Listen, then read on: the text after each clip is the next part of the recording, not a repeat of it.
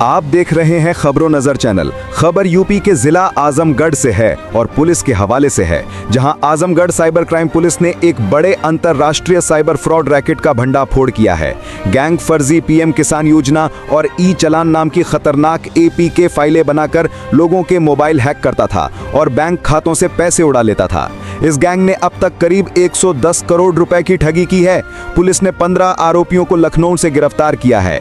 Gang ने Instagram पर account वाला 93334 नाम की फेक आईडी बनाई थी। यहां लोगों को लालच दिया जाता था कि अपना बैंक खाता, एटीएम कार्ड और सिम कार्ड दे दो, मोटा कमीशन मिलेगा।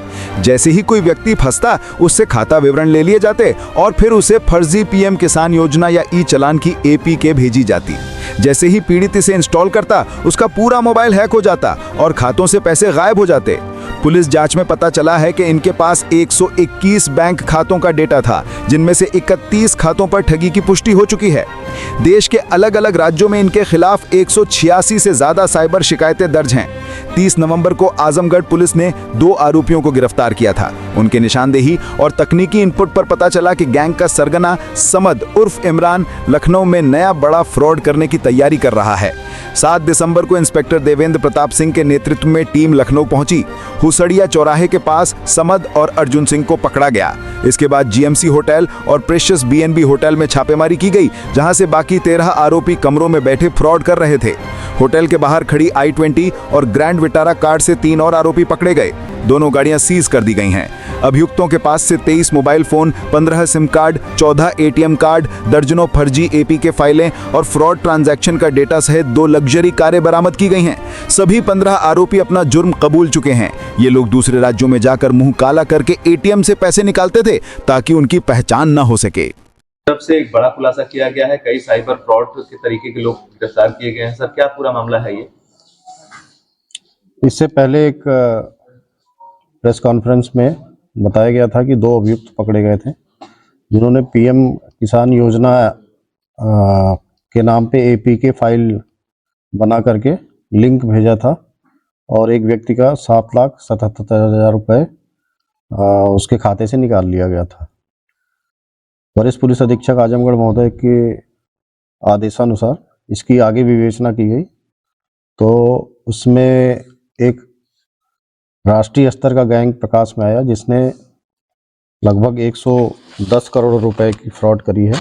और इसके द्वारा बिहार का एक आदमी है इनमें, छत्तीसगढ़ का एक आदमी है, झारखंड का एक आदमी है जो गिरिडीह का रहने वाला है, जो पहले वाले केस में वांछित था, दिल्ली का एक आदमी है और यूपी के 11 आदमी थे। इनको लखनऊ में 2 होटलों से गिरफ्तार किया गया था।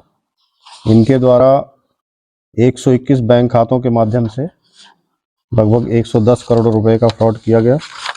इनके पास से 2 गाड़ियाँ, 2 4 पहिया गाड़ियाँ, 23 mobile phone, 14 ATM card, SIM और इनके खातों में करोड़ों रुपए फ्रीज कराए गए हैं।